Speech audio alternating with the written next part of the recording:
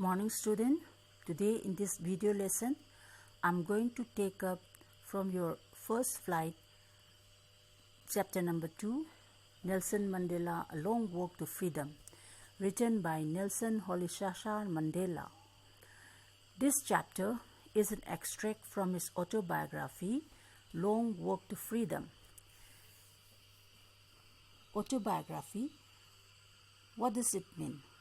Just a reminder, dear student, it is an account of a person's life written by that person himself.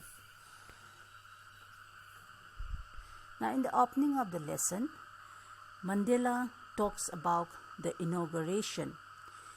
Here, dear student, inauguration refers to the swearing-in ceremony.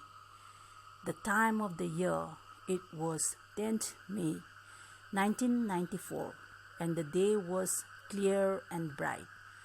A large number of people gathered, and he described it to be the largest gathering of all international leaders in the African soil.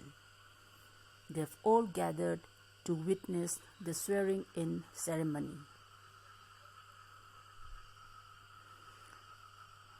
Now, the place of inauguration, where does it take place? Let us see. It took place in the lovely sandstone amphitheater formed by the Union buildings in Pretoria. This is the building that we are talking about. And this building for decades belongs to the white supremacy. But on that day, it was a rainbow gathering. What do you understand by rainbow gathering, dear student? Yes, it means a beautiful coming together of various people like the colors in rainbow, and all had come to see the installation of South Africa's first democratic non-racial government. Let us see what happened in the swearing-in ceremony. Can you recognize the picture? Yes, the first picture, it is Nelson Mandela, and on the day of the inauguration, he was accompanied by his daughter Janani. The second picture is Mr. de Klerk. He was first sworn in as second deputy president. The man in the next picture, he is Thabo Mbeki, and he was sworn as the first deputy president.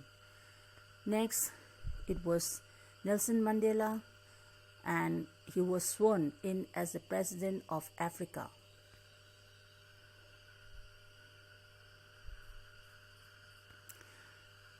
Now, in the swearing-in ceremony, he pledged, number 1, to obey and uphold the Constitution, and to devote himself to the well-being of the people.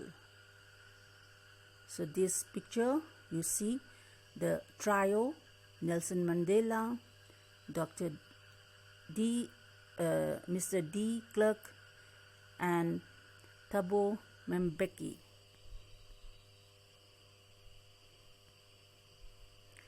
Let us see the keynotes of his address to the gathering. Just after the swearing-in ceremony, he addressed the gatherings, and first he talked about the newborn liberty, which he said had been conferred hope and glory by the presence of all in the ceremony. Then he emphasized that this newborn liberty was the common victory for justice, peace, and human dignity. Then he pledged to liberate his people from poverty, deprivation, suffering, gender, and discrimination.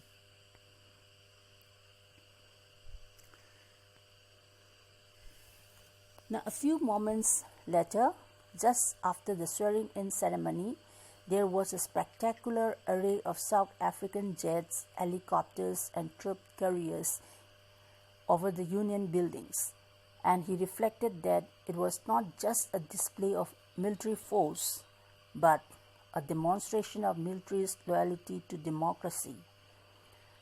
Then